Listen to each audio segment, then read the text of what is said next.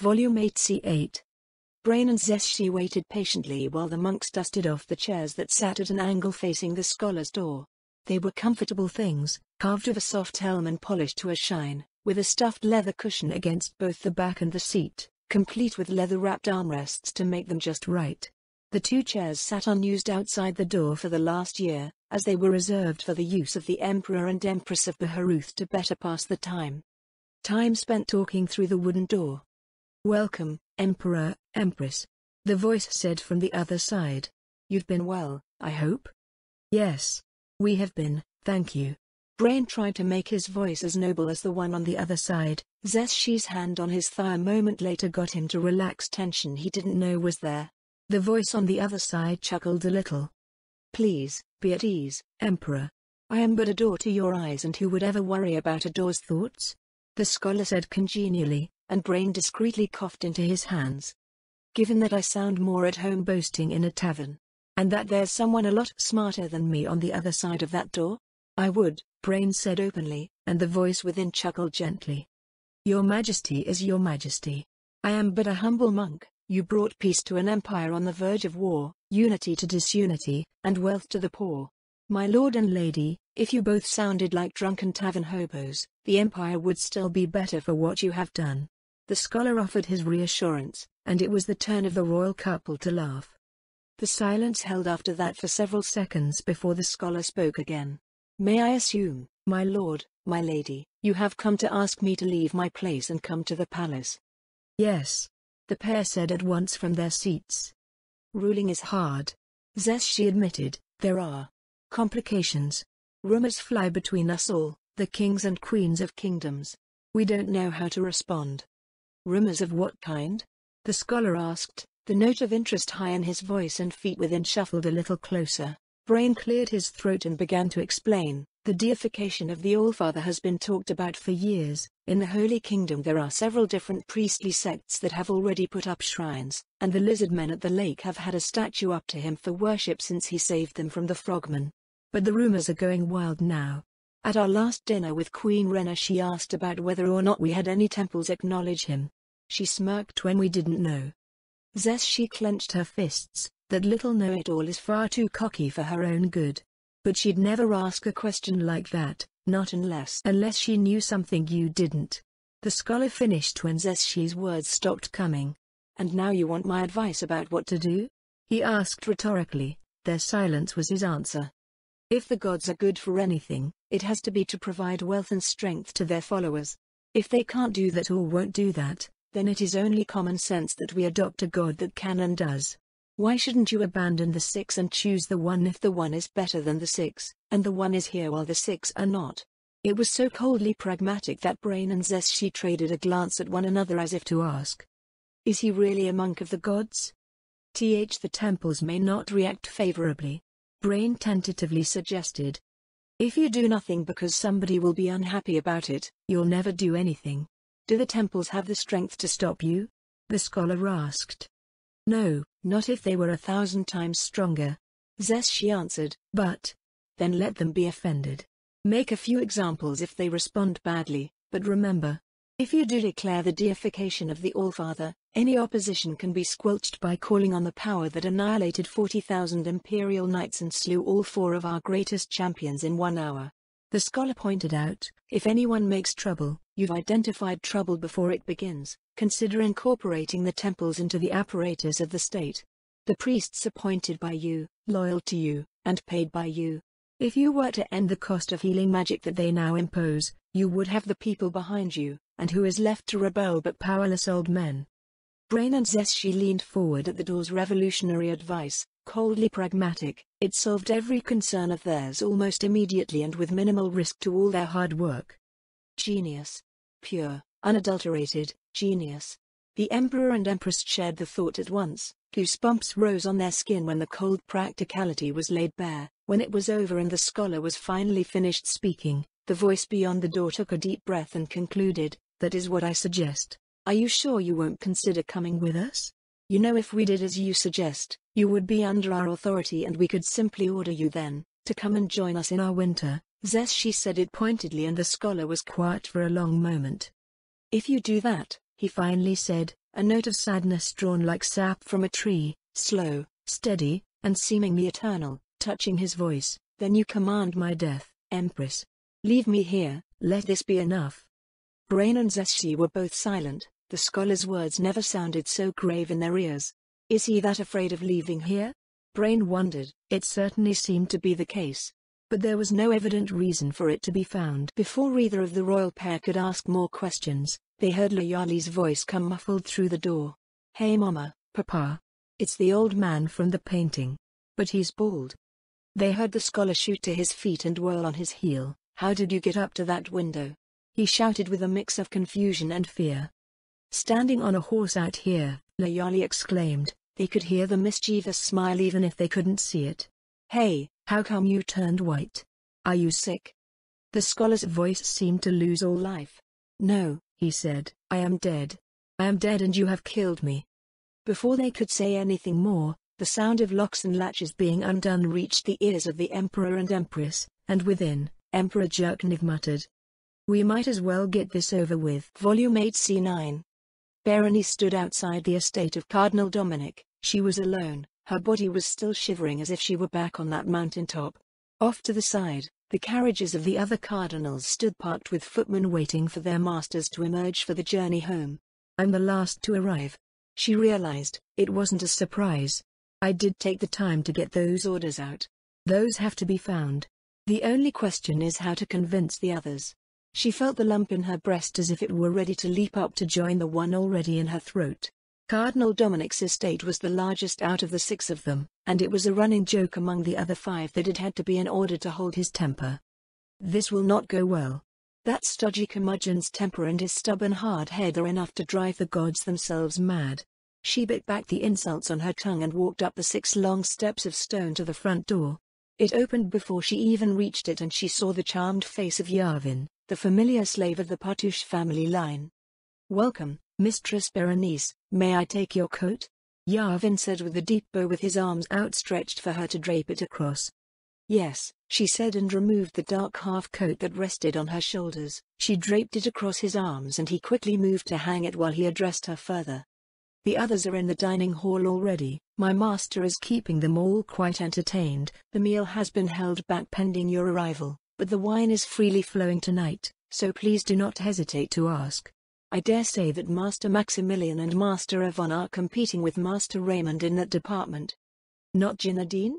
Berenice asked when Yavin took position 3 paces in front of her and began to lead her down the long corridor that led to the dining hall. The first hints of music began to reach her ears, and Berenice almost missed a step. Music? In Dominic's house? She wondered about that. It seemed impossible. The fire-tempered man was not prone to smiling around anyone, not in all the time Berenice could recall knowing him had she seen it happen even once. Yavin seemed to be the one to smile for him. She followed the slave without complaint and answered with her usual courtesy the questions Yavin cast her way, but she didn't really pay attention, and she was fairly sure he didn't either. It was a polite nicety that well-trained slaves performed to keep visitors to large manors from being in uncomfortable silences while they went from place to place. Even if she did pay mind to what Yavin was saying, or intended to, the truth was she was still seeing that mountain shatter again. And again. And again. Replaying in her mind on a constant loop that she could not cut off. What could that one do to Kami Miyako? Even the Elf King? No. Even Zesshi couldn't have done that. Everyone knew that King Mare was powerful, and that he was openly a loyal servant of the Allfather. Was what he said a bluff? Is the Allfather behind that? Even if it is a bluff, do I dare call it? And if he carries it out, our country is finished. Even if he can only use that spell once a week, once a month, once a year, or even once a decade. His transport spell puts him out of our reach in between those times. And we can't survive without our cities. The demi-humans can just move into whatever ruins and... She stopped walking and stopped thinking as Yavin reached the double doors that arched twice his height and pressed the right one open with the flat of his palms. He stepped aside for her to allow entry and announced, "Cardinal Berenice Nagua Santini." As banquets went, it was an intimate affair. Necronadama wasn't in attendance. The Pontifex Maximus was a notorious eccentric who refused invitations that took place on holidays at or after dusk. The table was relatively short, having space not for dozens, but for in fact only 10, 4 to each side and 1 at each far end. The white sheet over the table was silk, and a blatant display of power and status, if not wealth. The display of wealth came more from the attendants. Cut-eared elven slaves walked with eyes downcast bearing wine or silver trays with small appetizers meant to enhance the actual meal. In the corner, a quartet of 4 elven men played instruments as only masters could, centuries of experience behind them. They strummed their lutes and harps and only subtly added their own voices, a gentle breeze-like hum that might have almost been words, but were not. They were dressed in formal attire, the women in skirts that rustled when they walked and were slit at the thigh to show bare legs while still maintaining decency. The cloth they wore was grey, though those acting as direct servers were clad in black and wore white gloves so that their hands would never directly touch the bottles, glasses, dishes, or food meant to be consumed by the humans present. Yavin reached the chair meant for her which sat beside Raymond, and pulled it out. "Your chair, my lady," he said, and as she lowered herself into the seat he pushed it forward so that she was directly up to the table. Dominic sat at the head and stood up when she arrived. He raised a glass to her without hesitation, though his face was struggling. It seemed he was attempting to form a smile, like he'd never tried to use the muscles of his face to turn the corners of his lips up. "Welcome," he said as she tucked her napkin into her lap. "Thank you, Dominic," she said, and before he could say anything more, "I met the new king of the elves 2 hours ago." She said it so fast she almost got ahead of herself. Even the musicians ceased playing, every elf stopped moving. Dominic looked at the elves around his room. "Everyone out except Yavin," he said. Their feet carried them silently out of the room, a rushing flood of footsteps and backward glances that were a mix of wild hope and abject fear born of their last king. "What?" Dominic demanded again. "Please repeat that." "I met King Mare. He had a demand, and if we don't meet it, we're going to die," Berenice said, and began the lengthy and unbelievable explanation. Volume 8 C10. The Black Scripture members move quickly. "I'm impressed." It wasn't a reluctant admission to make for Nyabaraha. Sitting on top of Volasurdark's back wasn't necessary given that she had wings of her own. But there was no way the dragon would allow Senna to ride alone. The Frost Dragon was particular about that kind of thing. "They're the best humanity has to offer," Senna said with pride. His arms were wrapped around the slender waist of the Queen of Frost. Her leathery wings were wrapped around her body, and they proved far softer to the touch than the captain expected. "They're very tough things, but soft too." He avoided any metaphorical comparisons and inched himself closer to her. Naya's tail wrapped around his waist behind her, though there was no real fear that he might fall off. It felt good to do. The way his eyes held even the back of her head, the fearless look, the look free of judgment, fear, disgust. It still felt strange to her, and Naya's heart skipped a beat when he inched closer to her body. Her tail tightened its hold a little. A normal person would have been snapped by the force of the hold, but for him it was no more than a tight blanket. "I'll do my best. I promise," Naya said again as they watched from within the clouds. The hour was close, the forces of Nazarick were ready to deploy. The forces of Demalbion were waiting outside the next known resting place which Senna revealed, a cluster of peace trees that were generally avoided by demi-humans in the past since combat was prohibited there. How ironic that the humans made our own peace into a weapon against us. Before there was a true us at least. She reflected quietly until she felt Senna's arms tighten around her and his hot breath on her ear. "You don't have to say that, I know you will. I know. Whatever happens next is entirely up to them. They can't win, they'll know they can't win, and I'll explain everything to them. If they choose to fight or run after that, you are not to blame." Senna promised, and Naya's rapid heartbeat calmed a little. Her anxiety wasn't completely gone. There was little doubt in her mind that her ally and the Allfather had forces that could crush anything the slain theocracy could field, but even so, the swordsman's chance. Even with every bit of intelligence Senna could give me, what if one of them is holding something back? That prospect filled her with dread. "I haven't even revealed everything I can do. Nothing tide turning. As our first duel showed, but even so, I held it back. To know the hidden things that we keep back to save our lives is more intimate than sex. So he probably doesn't know everything. Please, please, if there are any gods at all who love me, please don't let this go wrong. Please. I can't bear to watch his heart rip apart. Don't make me kill his friends." Naya recalled many great and terrible dangers in her short life, many an ache that would never really go away, and now the only fear she had in her mind was. She released her hold on Dark, grabbed Senna's wrist, brought it up to her lips, and kissed the back of his hand without a word. He said nothing about the unexpected gesture, he just allowed her to make it, and then to place his hand back where it was. "We can't go the usual route," Quayes said point blank when he returned to his friends. "They have towers up that we can't get past. I wouldn't be surprised if they had forts not far from their towns either." A round of curses went up from the present members of the Black. "So what do? We can't abandon the mission. The captain may not be hurt, but you all know Senna. He doesn't do well sitting still, he wouldn't survive in captivity," Beaumarchais said and tightened his grip on his enchanted chain weapon. "There's another way, we take the long way around, but it will carry us toward the Peace Tree campsite. If we get there, we can sleep for a few hours and then hit the palace of the traitor at night." Quayes promised, and for good measure, he snapped a twig and began tracing the path over the ground in the grass. "We still can't be sure he's being held in the castle. It's just that he's seen a lot there under guard." Alan pointed out and put the tip of his sword to the dirt. He began marking places around the castle. "He could also be held in locations close by that he's also been seen going into and out of. He's also been seen in the company of humans. 2 of them. You can guess who?" "The mad-eyed archer and his wife." Corwin guessed. The strongest of humans drummed his fingers against his tree trunk-like thighs. "As guards? Or handlers would be my guess."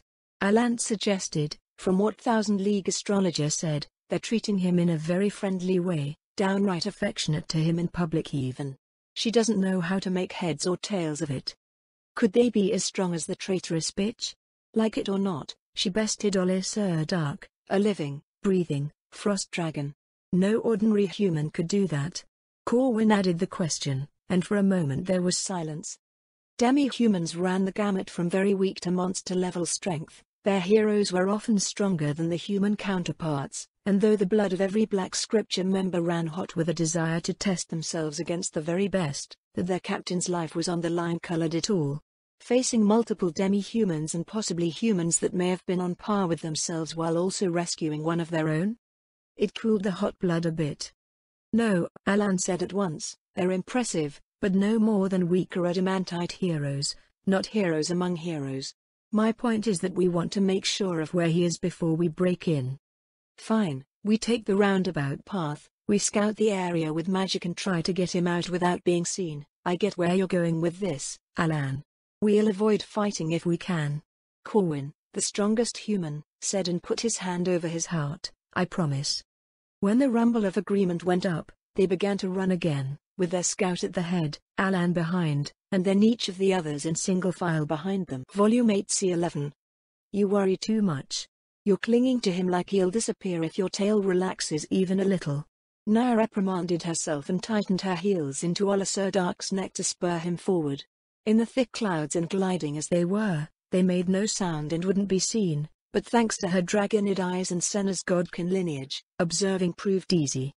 "They're doing just as I expected. We can go and wait for them," Senna said and tightened his hold on her waist just as she relaxed her tail a little bit.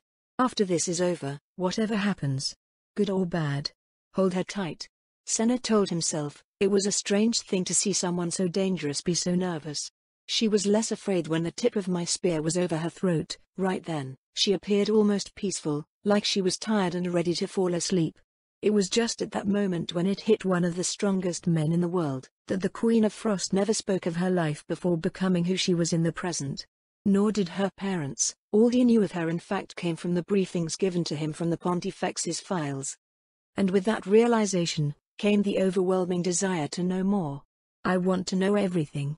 What forces in this world could possibly shape a woman like her, who could tend a dragon's wounds with such devotion that it called her his sister, that would first defy a nation, and are being called by some to be a god, before building one of her own?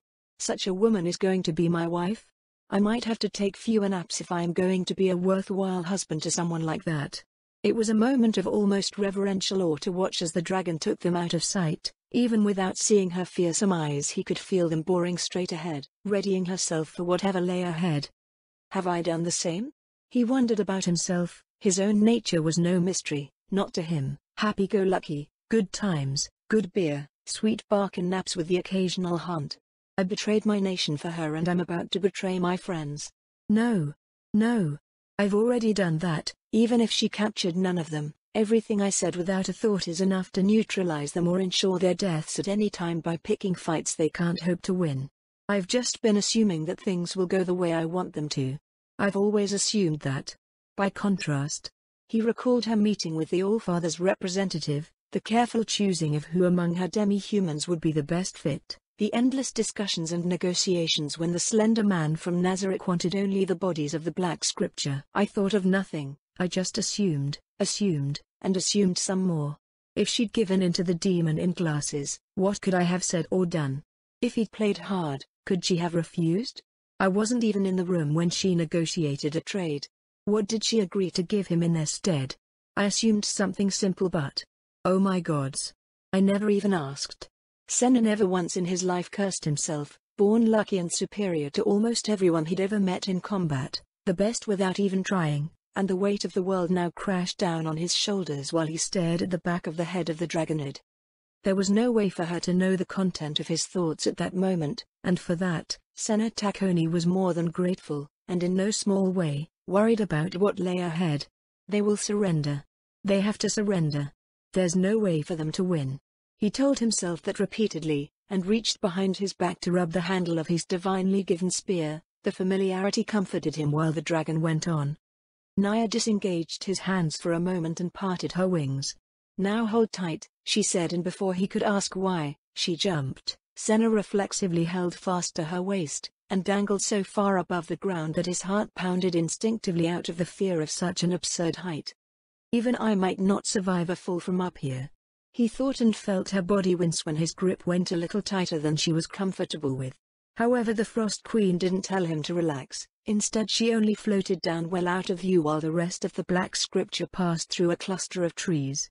The air battered at his body in ways he didn't know air could do. The freezing cold was negligible when he could think of something else, but now that he was being hit full in the face and ascending toward a ground that just kept getting bigger, his blood threatened to freeze as it never had against even the coldest of undead monsters. When she finally came close to the ground, Senna released a breath he hadn't known he was holding and put his hand to his chest. He leaned forward, bending over a little so that he was almost eye to eye with Naya, and said, "If we could never do that again, my dear, that would be great." She chuckled a little bit and said, "So I've been told that some dragonids mate on the wing. I'm guessing you wouldn't be interested? Supposedly the beating wings can make small hurricanes if the mating pair is strong enough." Senna tried to picture it, and he looked at his wife to be with blatant desire etched on his face. She practically preened. "There, that perked you right up."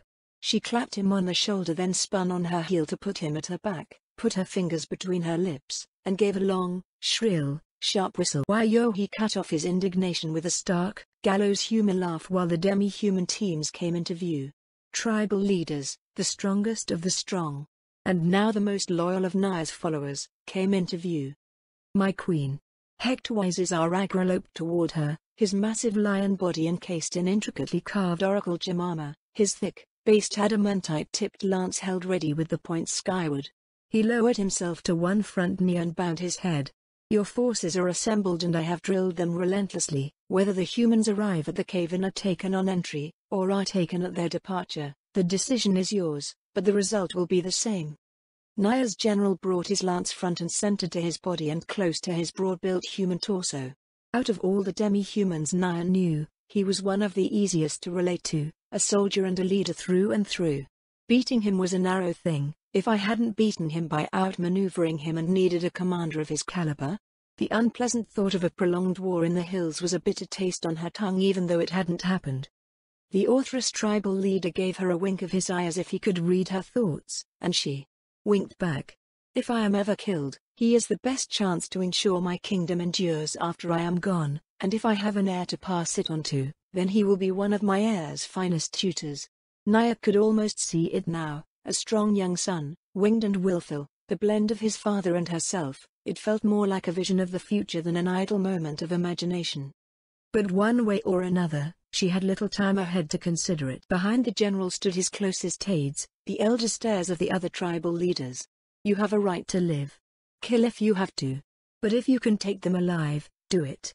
That is all. Take your places. Nia snapped the order out, and watched as the small groups made for the peace trees. The hill nearby, unlike other hills, had an empty tomb within. The burial place once belonged to a now disinterred chieftain from a time when they ruled this place, and the entrance to his burial chamber, cut into the earth itself, still lay exposed from where it had been dug. "So do you know anything about this place?" Senna asked with idle curiosity. "A little," Nia said and waved toward the dark entrance. "Just that he was incredibly rich and was buried with his wealth. Unfortunately, he made the mistake of being famous for his wealth, so his burial mound was barely over his head before his tribe was attacked, scattered, and his tomb looted by a neighbor. They're gone now. The orcs still tell the story of the greedy chief and how his love of wealth destroyed his people. If you ask me, humans could have benefited from that story." She snorted and walked toward the trees with the others. Supposedly this grove once went up all around the mound, his idea to keep anyone from doing violence to his body. What a stupid idea. I'd imagine at most they just gently plundered his greedy corpse and were very gentle with every chunk of gold. Now all that's left is this large grove here. She gestured to the thick dangling white strands which swayed in the breeze. "I guess we should thank him. His stupidity and greed gave us a grove of trees that inhibits detection. The perfect place to hide from those who aren't expecting us." She snapped her fingers and her claws clicked when she did it. "And remember, I only promised I would try." Nia added one more time as they vanished within the strands. "I know," he assured her as best he could, resting a hand on her back before they all fell silent and waited to spring the trap. Volume 8 C12. Tanjo Tenga, Heaven and Earth, concealed a frown behind a mask. The white tendrils of cloth that were perpetually wrapped around his forearms were dyed gray, while his red clothing was dyed the color of charcoal. His green hair pressed flat against his head beneath a helmet that was almost skin-tight. The unfamiliar root set the fine hairs on his body to standing on end. "Danger. You'd think I'd be used to it by now." He rebuked himself for the feeling of being cowardly as he ran after the others. His primary weapons, his fists, were clenched white-knuckled tight and the fingers cracked with anticipation of violence. The green grass swayed in the breeze, the trees did the same, and it was easy. So easy, to forget where they were. None of the others seemed to feel this way, so why me? What's wrong with me? Why am I the one who is afraid? The monk-class fighter asked himself and stared intently at the back of the divine chant. She moved with the lithe grace of an elf ranger or assassin. One could forget that she was a magic caster of great power. Ahead over her was the loping pace of the third seat, the man who shouldn't be. A full-blown Sursana worshipper who blended necromancy with the healing arts to create horrible deaths or almost godlike miracles on the battlefield. His purple robes dark enough that they needed no dye to visually obscure, he easily kept up the running pace, keeping his long wooden staff secured to his back as he raced ahead. "I wouldn't feel this way if we were taking the usual route."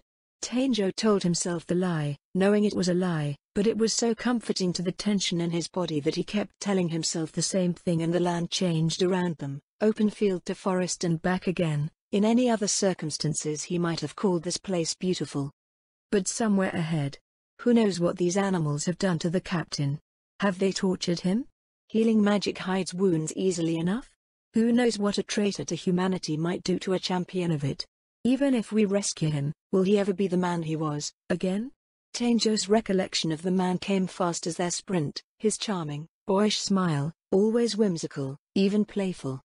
Like he'd never lost the boy in himself when he'd become a man, last to volunteer for work, but the first to jump in to protect his friends, and first to celebrate them all making it back alive. A man like that doesn't rise to the top for nothing. Tanjo could practically feel the hearty clap on his shoulder, and the squeeze that would catch the eyes of heaven and earth, the little nod of reassurance that came without words. "It will be fine," he seemed to say, and Tanjo's heart burned with fury at the ones who took his captain away. And at himself, for daring to think of himself. How could you? How can you think of yourself at a time like this? How can you think of turning back now? He hated those impulses, and judged himself guilty for having them. In the courtroom of his heart, heaven and earth cast on himself a judgment of guilty and sentenced him to death by rescue. Rescue him or don't come back. That is all there is to it. He resolved just as they broke out of the trees. Their next waypoint was close. The distant peace trees were in view, and the burial mound of an ancient orc before it, The swaying of the trees were like beckoning hands, calling the Black Scripture to safety in a place that even today, few demi-humans lived. But if we don't bring down Tavajar and the kingdom of Demalbian, how long will that be the case? How long before they put up a wall of their own and forts to support it, and sneaking over the border will be impossible? The thought came to Tanjo late, though others probably already thought of it. That's probably why the captain was sent to kill the Queen of Frost. And of course I'm the last to wonder. Always the last. He closed his eyes and clenched his already tight fists tighter. "Come on," Alan said, and stood outside the entrance of the burial mound. His right arm raised and finger pointed within. "Get inside, we can rest for the night." The column slowed to a walk at last. Tanjore didn't need to look at Alan to know that their titular leader in the absence of the captain would be the last one to enter. He wouldn't go in until the others did. At least I'm safe for the night, Tanjore told himself when Alan followed behind him, watching for danger at their backs, and with his own selfish thought came a wave of loathing that remained with heaven and earth long after he stretched out amidst his comrades and stared up at the dirt roof meant to shelter the dead. It kept him awake and wide-eyed and staring at nothing well after the rest of his friends began to snore. So he was the first to respond when the shrill whistle and thunderous shout reached them all. "All right, come out and surrender, and you'll all stay alive." It was a woman's voice, clearly, but Tanjo knew right away that she wasn't alone. He jumped to his feet and struck a combat pose with right foot back and his fists raised, one forward ready to block, one back and ready to strike. The others were rising to their feet. They were crowded in the little safe house. Combat was all but impossible. They'd just get in each other's way. Sidran jumped to the entrance and lay his shield in the way to block any incoming fire while those with longer weapons rushed to flank him. Their magic casters went to the back of the formation, and Tanjo looked all over the ancient burial site as if he'd never seen it before, searching for a way out. "We could blow it up, I think. But if we did that we'd hurt each other a hell of a lot, and then where would we be? We're trapped like rats." Tanjo cursed himself and his situation. He cursed the Theocracy Cardinals for their short-sighted decisions. His eyes and head darting everywhere, even down to his feet, as if the world might open up and swallow them all. But no one spoke except for the one outside. "We know who you are. You're the Black Scripture. And you're here to take back Captain Senatakoni. And I'm afraid I can't bring myself to let you have him. Surrender and come out, and I personally guarantee your lives." The woman's voice called out again. "Who are you that we should surrender?" "Your mother should surrender," Alan shouted into the dark corridor that led out to their unknown adversary. It was a play for time while his casters sought some magical solution, and a lame one, but it brought an unexpected response. "I'm the Queen of Frost, Nabaraha, and with me now is your comrade, Senatakoni. Along with us are the most powerful demi-humans in my kingdom. But you are surrounded on all sides. There is no escape, and I'm trying really hard not to kill you. Please, in his name, give yourselves up," Naya shouted within. "Bullshit. How do we know he's with you?"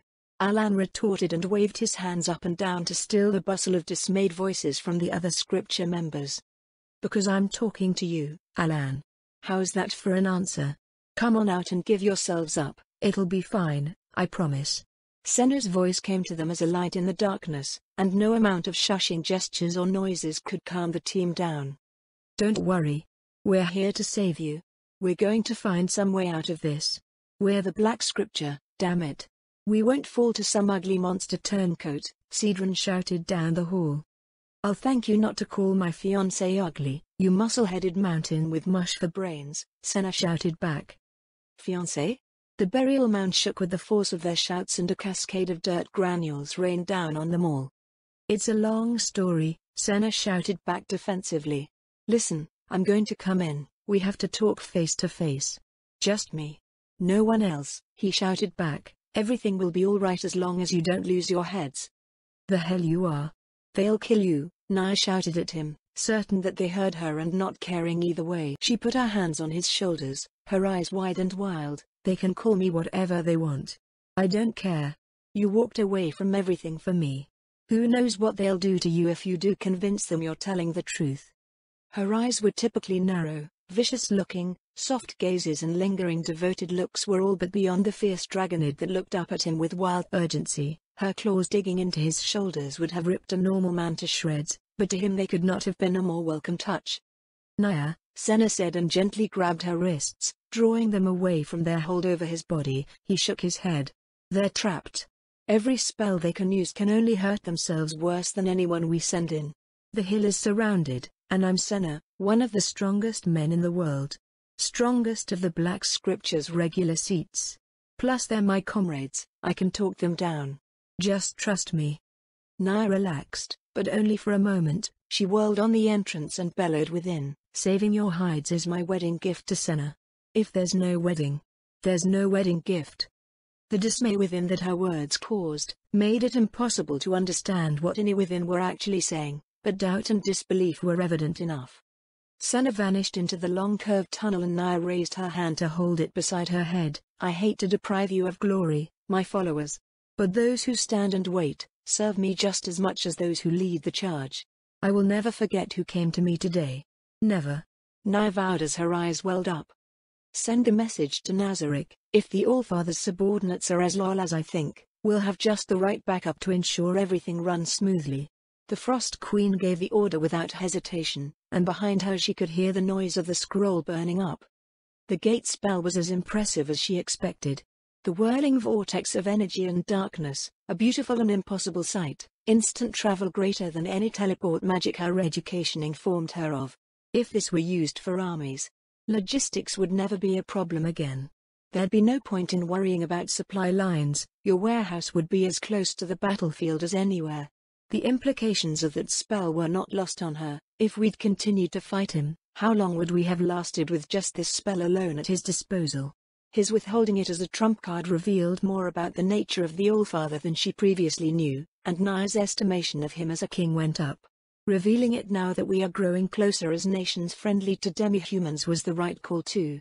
Using it to help us now that we know he could have used it to hurt us and held back instead. The more she learned of the Allfather, the more she found his thoughts aligned with hers, as did his approach to international relations. He wanted to build. And as they were both building nations, it only made sense that they would be natural allies. So, whom did Lord Demiurge recommend, I wonder? Nia pondered the question with detached mental curiosity even as her heart ran a marathon in her breast as if it were racing toward her throat. I negotiated for the best, so what will that get me? A young girl, no older than 13 or 14 from the look of her, stepped into view at the top of the burial mound. As young girls went, she was quite out of the ordinary, pale skin and eyes that could only have been vampiric, clad in thick blood-red armor and bearing a long strange-looking lance with a bulbous crystal just above the grip. Hello. She gave a polite wave of her lance. I am Shiltir Bloodfallen. The Allfather said there was a bargain struck for quite a rare prize. Now, what am I to do to gain my lord's praise? She asked. She could already feel the warmth of Lord Daines's hand on her head. If no one emerges from there, Nia pointed to the mound entrance, in the next few minutes on my signal you're to capture everyone alive. If you can. Shiltir cocked her head to one side. At first she was expecting an undead, but down below, she could feel the living even through so many feet of earth, and the vibrations caused by the shouting was tingling at her skin even within her heavy armor. How interesting. And ironic. She thought and then turned her lance down to stick the point into the earth. At your signal, then, she said and waved her hand dismissively before resting it on her hip. Lord Ines is sure to praise me after this. But what in the world could Demiurge want with that one? She pondered as she looked down at the hybrid of dragon and human that stared intently into the darkness, her heart bursting within a cool frame, her blood racing in an unmoving body. Oh well, it doesn't matter. As long as Lord Ines pats my head and praises me, I'd bring Demiurge anything he likes. Volume 8 C13. Captain Senna Tacconi walked with his hands spread out as if to embrace his old friends, his fingers scraped along the soft dirt walls and sending granules tumbling down to the hard-packed earth which crunched underfoot. I'm here and I am me, Senna said when saw the oversized shield of his comrade. He kept his arms out and finger wiggling a little against the walls of the grave, tumbling little bits of dirt, all the way to the point where he was just out of reach of the divine chain. See? Cast whatever spells you need to confirm I'm not controlled. Then ask your questions. But make it quick, they won't wait forever. The tingling feeling of magic, and its faint blue and golden glows as the spellcasters of the theocracy's finest scripture inspected him in every way they knew, washed over him. And Senna only stood firm and patient, his reproving face fairly daring them to doubt him further. It could be some higher magic that I don't know. The divine chant said, only for Senna to rebuke her with the words he prepared for this exact moment. Then why bother checking at all? You can always say that, Senna snapped back at them. That closed a few mouths before he said, I'll make it quick. I've been friends with the Queen of Frost for years. All my vacations where you all thought I was out hunting near Ikari? Since I was 13 years old I was visiting here. I befriended the Queen by chance not long after her takeover of the region, and ever since then I've been her honored guest. After Necron gave his order, things happened and now I am going to marry her. This is my country now. Then the humans seen in your company? One-man army shot the question out. Other than the Queen's parents? Mostly friends of mine I've made over the course of my visit. There are around 15,000 humans and even more elves just living here. Like I said, I've been coming here for a while. He laughed. Funny story, for the first few years of my visits, Naya didn't even believe I was who I said I was. She just labeled me the ass. Senna's laughter was hard enough that he had to wipe away a tear. I'm telling you, I'm fine. You betrayed the theocracy? Humanity? One-man army gasped and his hand reflexively went for his stilettos. Quaes Hazia Quintia had flashbacks to his sister's treason. His heart raced and he stared in shocked disbelief. Only the hand of Alan on his shoulder kept him from drawing his weapons. No, Senna said with a shake of his head, if anything I'm hoping to save both. I can defeat the Frost Queen, and Necron believes that means they'd fall apart. But I'm telling you, I've traveled here, I've spent months here, I know the demi-human tribal leaders, and they're all prepared to swear allegiance to their greatest general if anything happened to her. They've felt the strength of unity and they will not let it go again. All I'd accomplish is giving the military to the greatest commander they've had in centuries. And I know he would simply turn his kingdom into a province of the Allfather's domain after a brutal punitive campaign. Imagine 100,000 demi-humans rampaging over the slain theocracy. A collective of grim swallows went up. Our city's Cedron was about to protest, but Senna did not give him the chance. Wouldn't last a week. The elven slaves would happily open the gates for them, leave the fields of their masters. They don't even have to fight us. Just march around our country picking up slaves and harvesting our own crops. Naya laid out the plan to me the night of my proposal. If anything happened to her, Deme Albion would hold us responsible. Rightly as it turned out, seize our fields and our workforce, and then just starve our cities into submission. And if we did manage a fight, the next king was going to turn the country over to the Allfather on the condition of 200 years of sanctions against us. Surrounded on all sides, no food, no workforce. Forget 200 years. We would be selling ourselves into slavery for food in 6 months. But that's diabolical. Divine Chain shivered while Tenjo clutched the side of his head as the vision of the nightmare unfolded behind his eyes. City turning on city for food, entire populations selling themselves or their land to neighbor states just to feed themselves. Even with all of us, even without the Allfather's help, we couldn't fight everybody. And it's never going to happen. Senna promised and crossed his arms in front of his chest. I love her. I'm going to marry her. I'm going to become the king here, and my wedding present from my wife is you. Or rather, your lives. You are guaranteed life and liberty. Within this kingdom at least, until the theocracy sees reason. Wait. What? Cedron rubbed his forehead. No, not slaves, before you say it. Prisoners, yes. But she's willing to parole you around the kingdom, as long as you understand that your good behavior decides whether or not she invades the slain theocracy. You will be more like guests, instead of assassins and invaders. Unharmed, alive, even keeping your weapons and, hopefully, attending my wedding. And when the theocracy knuckles under, if you want to go home then you're free to do so. Senna promised, then held out his hands with palms toward the ground and urged them with a gentle downward wave. Now lower your weapons and come out peacefully. I promise, I won't let anything happen to you. There was quiet amidst the trapped scripture. Then the shouting erupted all at once. Senna. What will it be? I hear shouting. Are you all right? Naya's shout of alarm reached his ears and he stepped back to shout in return at her. They're talking it over. It's fine. Nay, Senna shouted back. I do not consent to that nickname and you will never speak it again, Naya shouted back. He could feel her face burning bright red even if it couldn't properly do so anymore, but out of the corner of his eye, He watched the effect it had on the shouting scripture members. A few even ceased their arguing to stare dumbly at him over the use of the absurd nickname of the Queen of Frost. And her response to it. "We have to be rational," Alan shouted despite the distraction. "The theocracy is on the line here." Through so much piled earth, they never heard the spell. "Mass hold species," Shiltir said, directing her spell down at those below. And the black scripture of the theocracy, the cream of humanity's crop, the strongest of the strong and the greatest champions they could field, froze, toppled over, and landed in a heap, having not even the ability to close their mouths to keep the dirt off their lolling, limp tongues. "That was taking too long," Shiltir muttered from atop the hill and waved to the Dragonid Queen. "Okay, go get them." "Nobody is moving.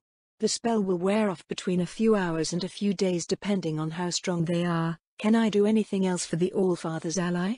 She gave a sweet smile down at the Dragonid, who mutely shook her head before managing. No, that's plenty. "Thank you," Naya said, and waved her hand forward toward the entrance to the ancient grave. "Go get them, but be gentle," she said, and her demi-humans moved forward to obey. Volume 8 C14. Jerkniv felt the weight of the world rise from his shoulders, as soon as the princess recognized him. There was nothing to do for it, however. He didn't even bother to curse his last scrap of ill luck. His feet in his rough leather sandals scraped over the stone floor and he sat down on one of the few pieces of furniture he had. And when he sat with his feet open, back straight, and hands relaxed over the dark wooden armrest. In short, he sat in the regal manner of a monarch born and bred to rule. "I'll be damned," she said as the door swung open. Her left hand came out and held it ajar to permit her and her husband to enter. Brain let out a long, low whistle. "That's my line," he said when the whistle died. "No. You can have that I'll be the damned or the whistle but not both," she retorted, and the pair rolled their eyes in opposite directions from one another when they stepped within and the door was finally allowed to swing closed with a click as final as a prisoner's manacles. Jerkniv raised his eyebrow. "You two are not what I was expecting. I admit I often wondered what you looked like, and this." He waved his hand up and down at the couple in front of him. "Isn't it?" "What did you expect?" she asked, her eyes narrowed in on him. Her hackles rose as she waited for the bigotry of man to come at her again. Brain's hand closed in hers and it was his gentle squeeze that kept the Empress's words and temper bound inside herself. "I was expecting some.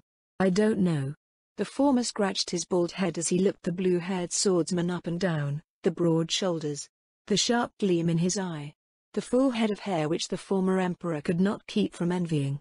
And then his wife, heterochromatic eyes and hair alike, her lustrous hair seemed to dance at her back, constantly in motion as if pressed by its own private breeze. Their royal garments were more like dress-up really, and the way the royal pair moved, it was obvious the both were more comfortable in, ironically less comfortable clothing. I suppose I was expecting people more rugged, deep frowns, scowls, something. It was she who verbalized the sly grin on her husband's face. "Every reason we had for that is dead or declining toward it fast. We have no reason at all to be unhappy or scowling."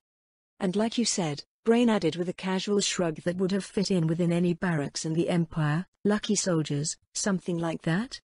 "I did say that, didn't I?"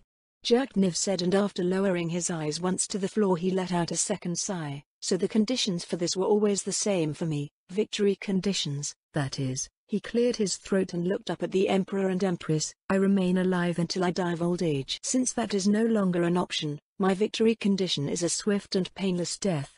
You both won your status by the sword," he gestured toward Brain's katana, "and you're armed, so if it isn't too much to ask, could you make it quick and painless?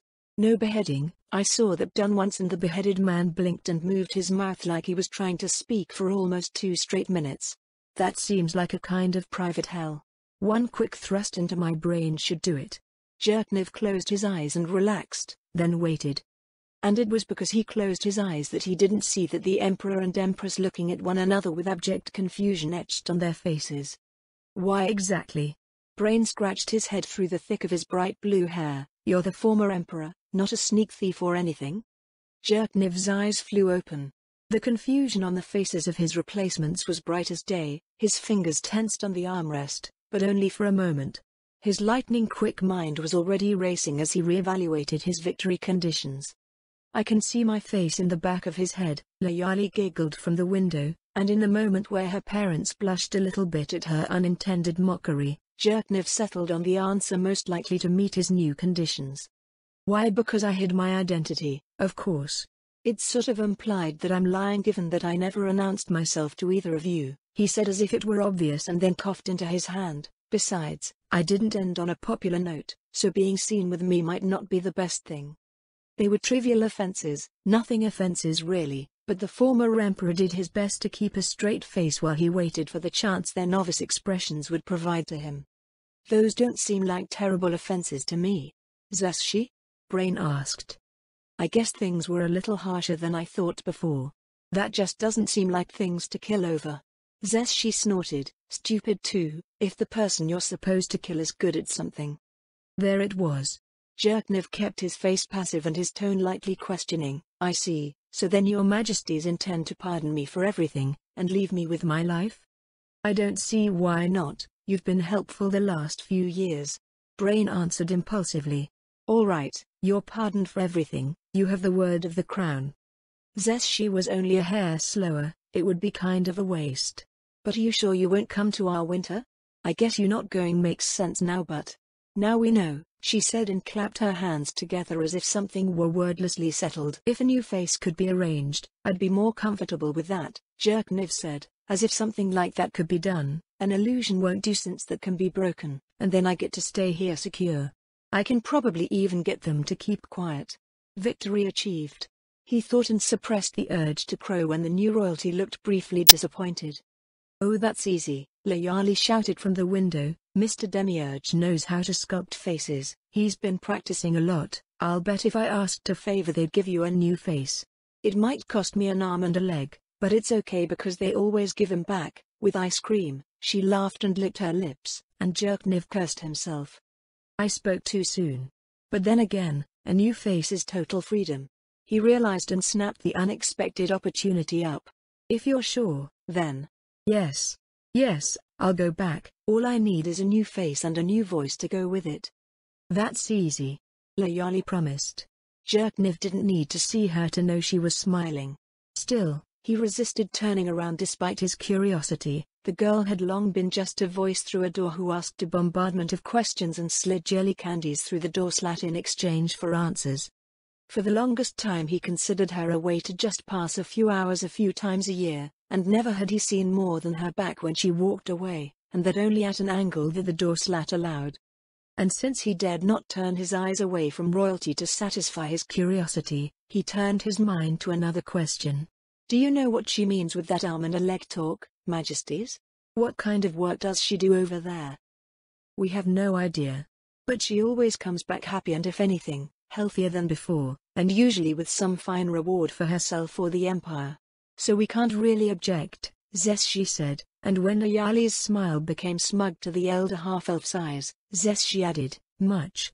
Before Layali dropped out of sight to avoid any further questions and landed on the ground beyond the wall of the former emperor's room.